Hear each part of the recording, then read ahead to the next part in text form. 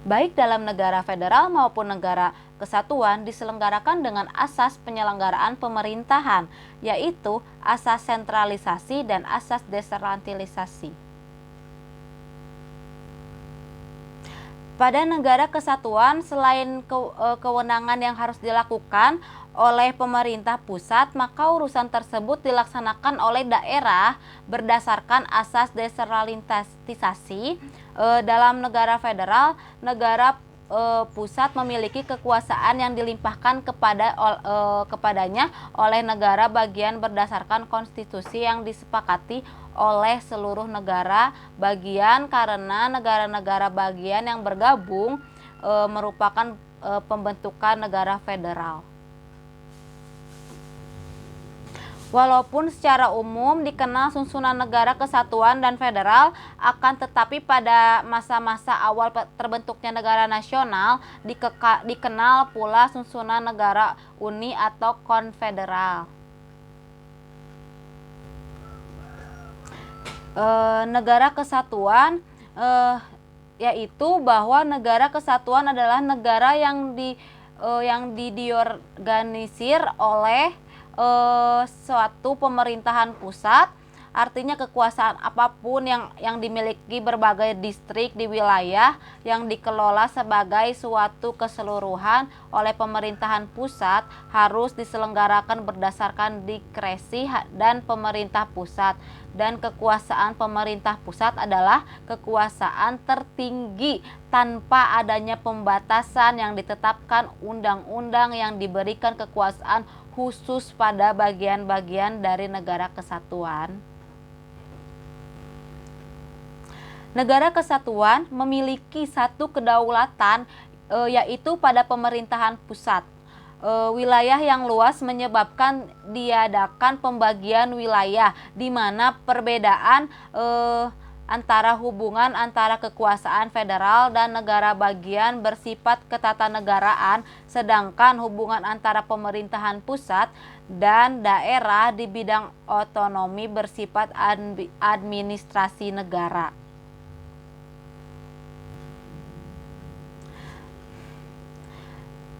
Berarti bahwa hubungan antara pemerintahan pusat dan daerah berkaitan dengan fungsi pemerintahan, di mana undang-undang menetapkan berbagai fungsi pemerintahan yang merupakan urusan rumah tangga daerah.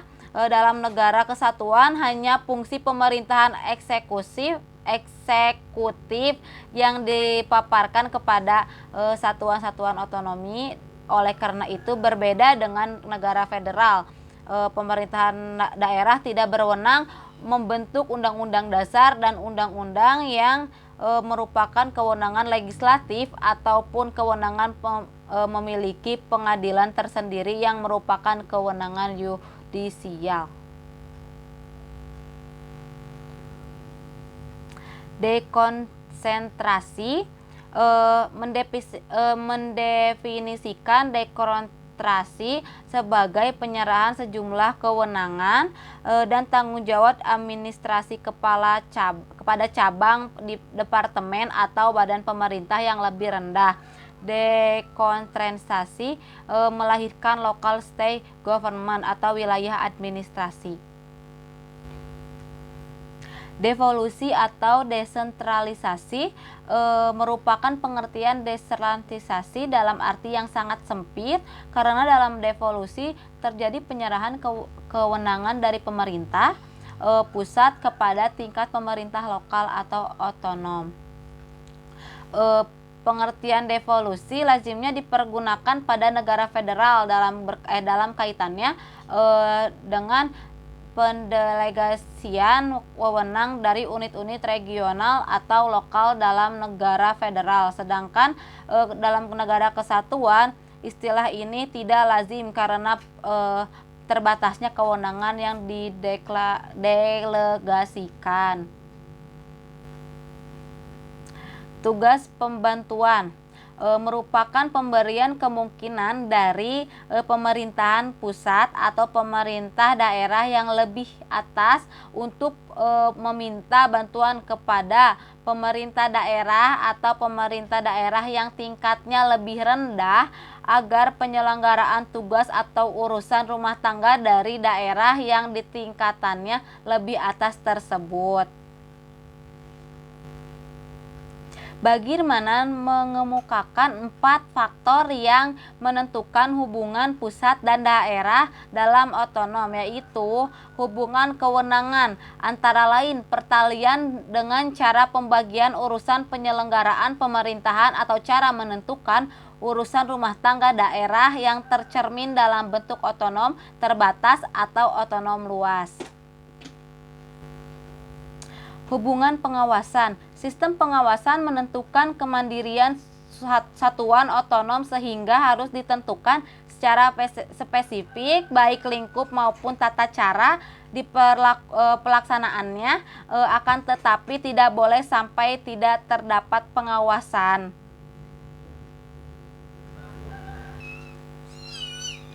Hubungan keuangan. Hubungan keuangan pusat dan daerah sangat menentukan kemandirian otonom. Bagirmanan mengemukakan bahwa agar lebih menjamin kemandirian daerah, kantor-kantor pusat di daerah harus ditiadakan atau dikurangi sampai yang sangat diperlukan. Urusan pusat yang memerlukan pelaksanaan di daerah dapat dilaksanakan satuan pemerintahan otonom melalui tugas pembantuannya. Negara federal, yaitu bahwa negara adalah negara dengan sejumlah negara sederajat yang bersatu untuk tujuan-tujuan bersama.